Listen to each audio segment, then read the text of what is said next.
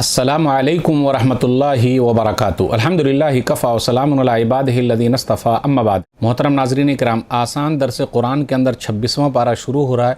26वें पारे के शुरू में शुरू की 10 आयतें हैं। सूरह अहक़ाफ़ सूरह नंबर 46 की शुरू की 10 आयतें हैं।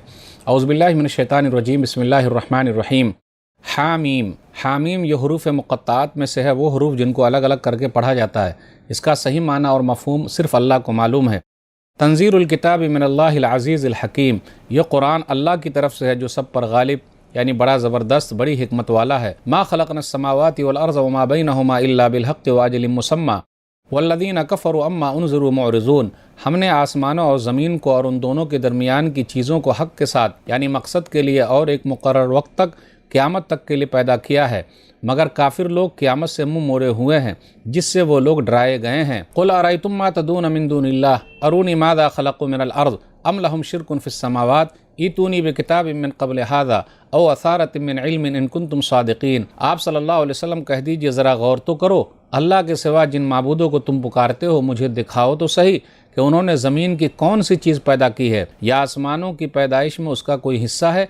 अगर तुम सच्चे हो तो मेरे पास कोई ऐसी किताब लाओ जो इस कुरान से पहले की हो, या फिर कोई इल्मी बात लाओ। याद रखो, न कोई अक़ली दलील है और न कोई नकली दलील। वमन अज़ल्लु मिम्मन यदअू मिन दूनिल्लाहि मन ला यस्तजीबु लहु इला यौमिल क़ियामति व हुम अन दुआइहिम गाफ़िलून।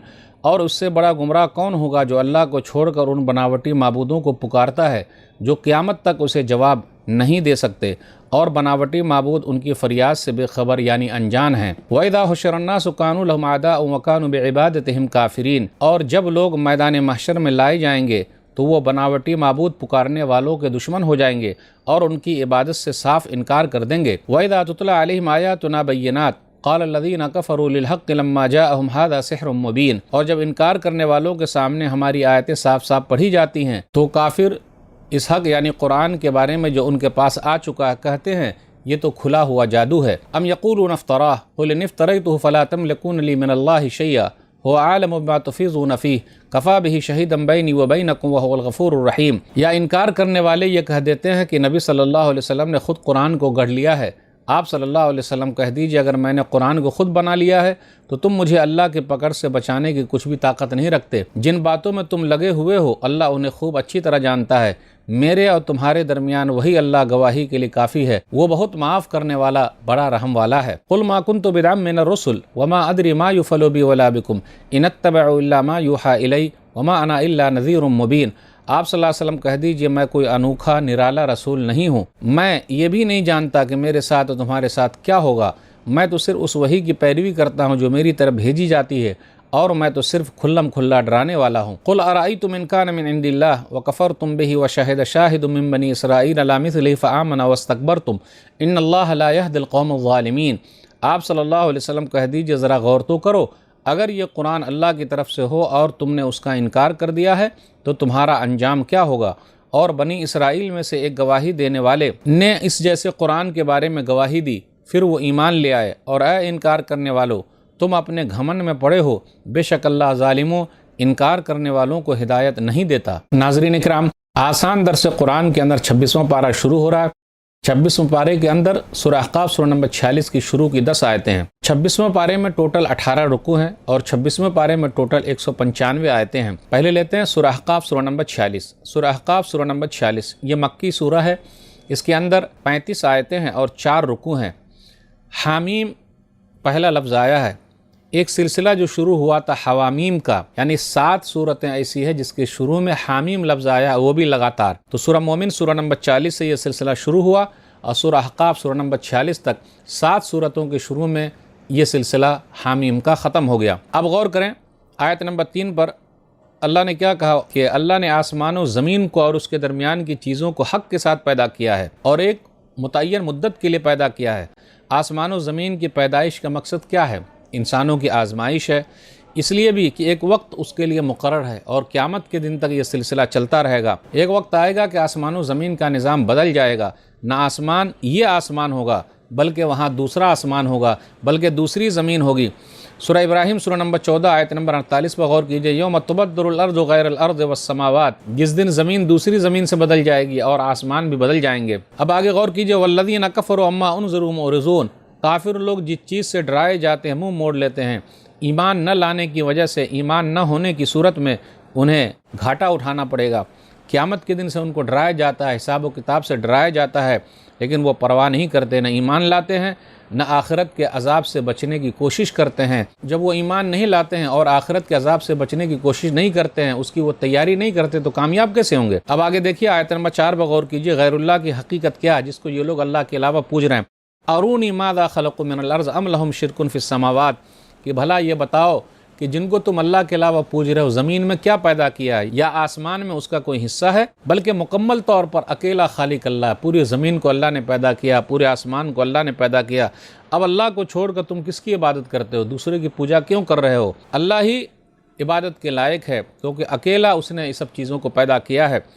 کل قیامت کا دن ہوگا، غیر اللہ جن کی یہ لوگ پوجا کر رہے ہیں وہ انکار کر دیں گے اور دشمن ہو جائیں گے۔ وَإِذَا حُشِرَ النَّاسُ كَانُوا لَهُمْ أَعْدَاءً وَكَانُوا بِعِبَادَتِهِمْ كَافِرِينَ، جب لوگوں کو جمع کیا جائے گا تو یہ ان کے دشمن ہو جائیں گے اور وہ لوگ صاف انکار کر دیں گے کہ یہ لوگ ہماری عبادت نہیں کرتے تھے، جیسا کہ اس طریقے کا مضمون سورہ یونس سورہ نمبر 10 آیت نمبر 29 میں ہے، سورہ مریم سورہ نمبر 19 آیت نمبر 81-82 میں ہے، سورہ عنکبوت سورہ نمبر 29 آیت نمبر 25 میں ہے۔ معبودوں کی بھی دو قسم ہوتی ہے غیر اللہ کے علاوہ جس کو لوگ پوچھتے ہیں، ایک تو غیر ذی روح جس کے اندر روح نہیں ہے، جیسے جمادات ہے، نباتات ہے، جیسے سورج ہے، آگ ہے، درخت ہے۔ تو کل قیامت کے دن اللہ تعالیٰ ان کو بولنے کی طاقت دے گا اور یہ درخت بھی بات کریں گے اور کہیں گے کہ جی ہماری عبادت تو یہ لوگ نہیں کرتے تھے۔ پھر اسی طرح معبودوں کی ایک قسم ہے، جیسے انبیاء ہے، نیک لوگ ہیں، جیسے لوگ عیسیٰ علیہ الصلوۃ والسلام کو اللہ کا بیٹا کہتے ہیں یا اللہ سمجھتے ہیں، عزیر علیہ الصلوۃ والسلام کو اللہ کا بیٹا کہتے ہیں۔ تو کل قیامت کے دن یہ لوگ جواب دیں گے اور کہیں گے ہم نے تو نہیں کہا تھا کہ بھئی ہماری عبادت کرو۔ اور شیطان جو ہے وہاں انکار کر دے گا، جیسے قرآن نے کہا تبرأنا الیک ما کانوا ایانا یعبدون، سورہ قصص سورہ نمبر 28 آیت نمبر 63، کہ ہم تیرے سامنے ان عبادت کرنے والوں سے برات کا اظہار کرتے ہیں، یہ ہماری عبادت نہیں کرتے تھے۔ آیت نمبر 8 پر غور کیجئے، نبی صلی اللہ علیہ وسلم سے کہا جا رہا آپ کہہ دیجئے اگر میں نے قرآن گڑھ لیا ہے تو اللہ اگر میرے ساتھ کچھ کرنا چاہے گا تو تم کچھ بھی اختیار نہیں رکھو گے، یعنی مجھے اللہ اگر ہلاک کرنا چاہے تو کر سکتا ہے، تم کچھ بھی نہیں کر پاؤ گے۔ اگر میں گڑھ لوں، اگر میں کچھ کر لوں تو میرا خود کا نقصان ہے۔ سورہ حق سورہ نمبر 69 آیت نمبر 44 سے 47 تک بھی ایسا ہی مضمون ہے۔